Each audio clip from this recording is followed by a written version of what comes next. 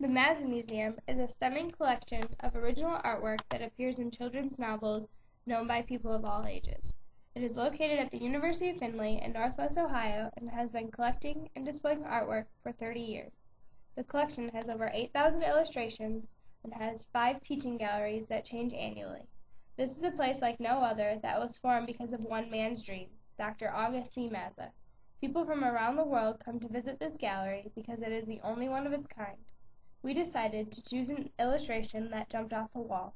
It is from the book The Napping House, illustrated by Don Wood. Don Wood was born and raised in California on a farm that sold produce.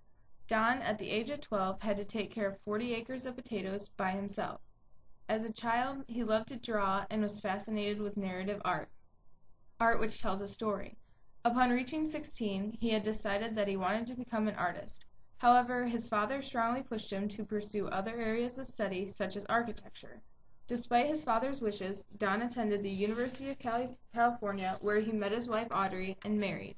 Audrey, who was a children's book writer, had Don illustrate her book Moon Flute. This was the first book that he ever illustrated, and soon after fell in love with children's book artwork.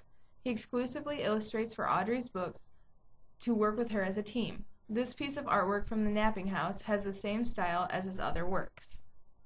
This short story begins when the household goes to sleep individually. However, throughout the night, each character wakes up and crawls in bed with the grandma. The climax is when the fly bites the mouse, which wakes up the cat claws the dog, which causes the dog to jump and wake the boy, who then wakes up his grandma. The story concludes with everyone being happy and awake and the sun shining. The illustration depicts the boy having already gone to sleep on his grandmother.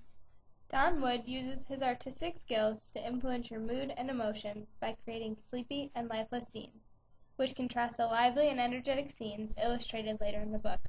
The images that portray night have sagging lines, simplistic detailing, and washed-out colors. However, the images that portray morning are very linear, dramatically detailed, and contain bright, bold colors. The illustration found in the Mazza is a worthy example of this contrast. The colors in the book during the napping scenes are cool, washed-out colors that symbolize peacefulness. At the end of the story, the illustrator shifted the theme of the images with the peaceful colors to being bright, bold, and warm colors. Wood places a large amount of emphasis on the colors he chose for each scene and what they symbolize, calming at night and full of life during the day. We can see that the furniture itself appears to be very tired. The bed does not stand square and strong, yet it seems to cave in towards the center on either side.